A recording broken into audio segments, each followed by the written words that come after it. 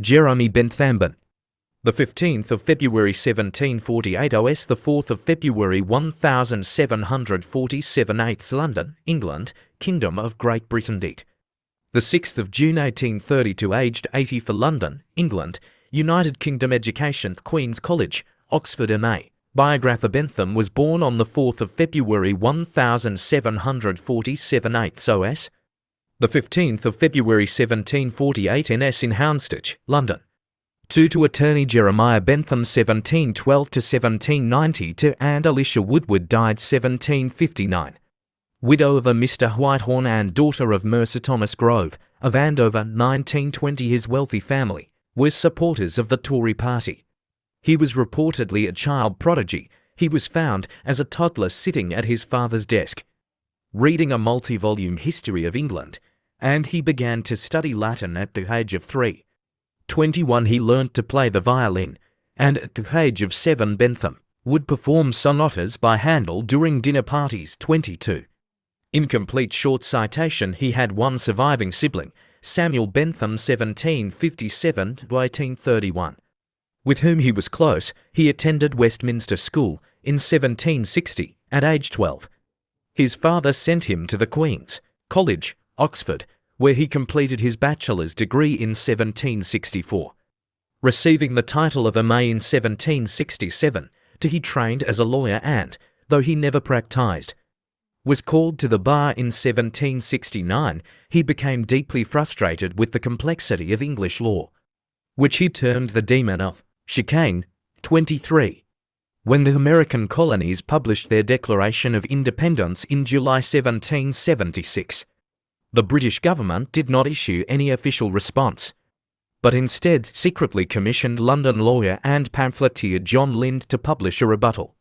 20 for his 130-page tract was distributed in the colonies, and contained an essay titled Short Review of the Declaration written by Bentham, a friend of Lind, which attacked and mocked the Americans' political philosophy.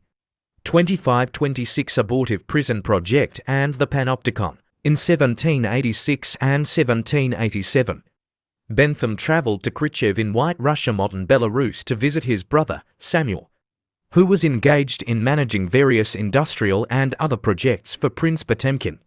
It was Samuel, as Jeremy later repeatedly acknowledged, who conceived the basic idea of a circular building at the hub of a larger compound, as a means of allowing a small number of managers to oversee the activities of a large and unskilled workforce. 27-28 Bentham began to develop this model, particularly as applicable to prisons, and outlined his ideas in a series of letters sent home to his father in England.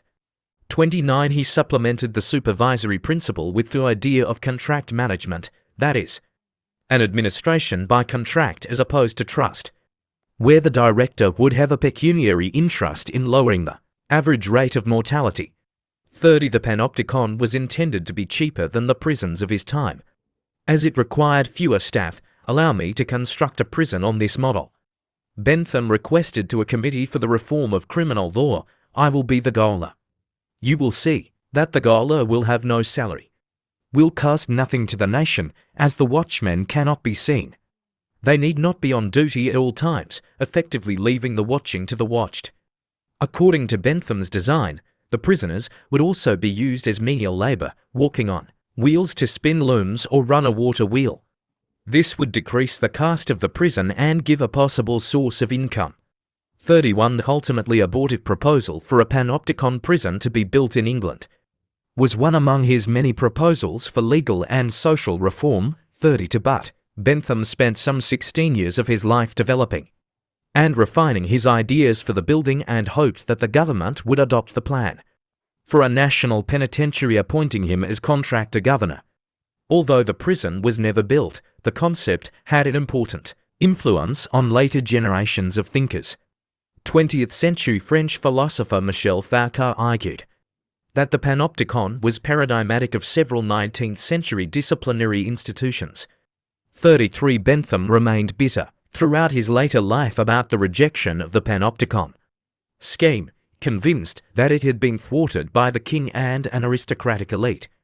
Philip Schofield argues that it was largely because of his sense of injustice and frustration that he developed his ideas of sinister interest, that is, of the vested interests of the powerful conspiring against a wider public interest, which underpinned many of his broader arguments for reform. 34. Personal life. Bentham had several infatuations with women, and wrote on sex. 58. He never married.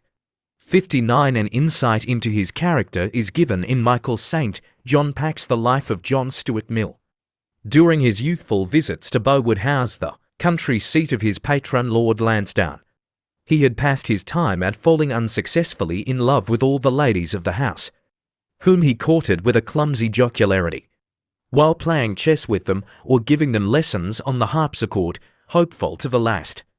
At the age of 80 he wrote again to one of them, recalling to her memory the far-off days when she had presented him, in ceremony, with the flower in the Green Lane, citing Bentham's memoirs, to the end of his life.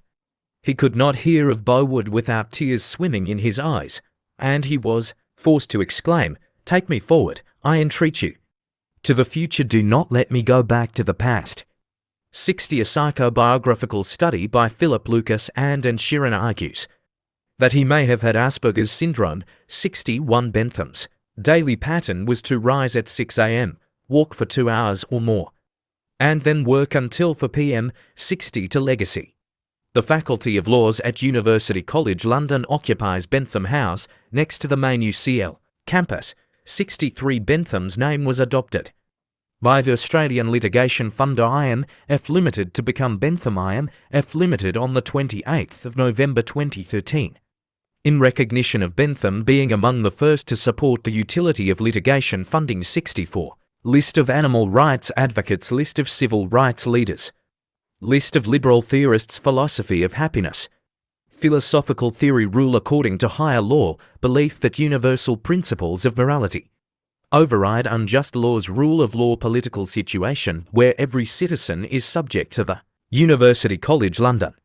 Bentham is widely associated with the foundation in 1826 of London University, the institution that, in 1836, became University College London, though he was 78 years old when the university opened and played only an indirect role in its establishment. His direct involvement was limited to his buying a single £100 share in the new university, making him just one of over 1,000 shareholders. 105. Bentham and his ideas can nonetheless be seen as having inspired several of the actual founders of the university. He strongly believed that education should be more widely available, particularly to those who were not wealthy or who did not belong to the established church.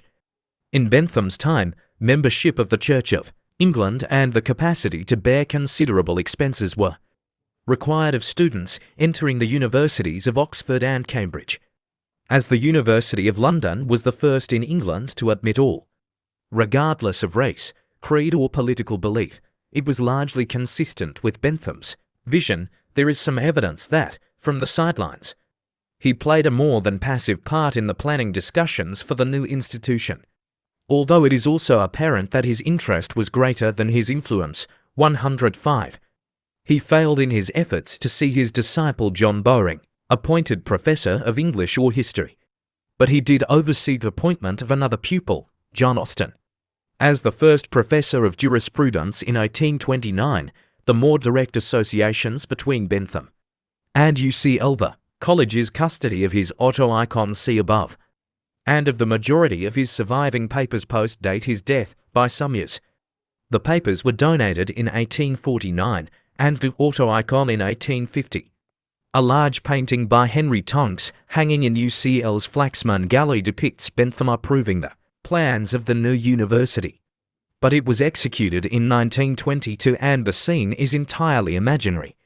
Since 1959, when the Bentham Committee was first established, UCL has hosted the Bentham Project, which is progressively publishing a definitive edition of Bentham's writings. UCL now endeavours to acknowledge Bentham's influence on its foundation, while avoiding any suggestion of direct involvement, by describing him as its spiritual founder. 18.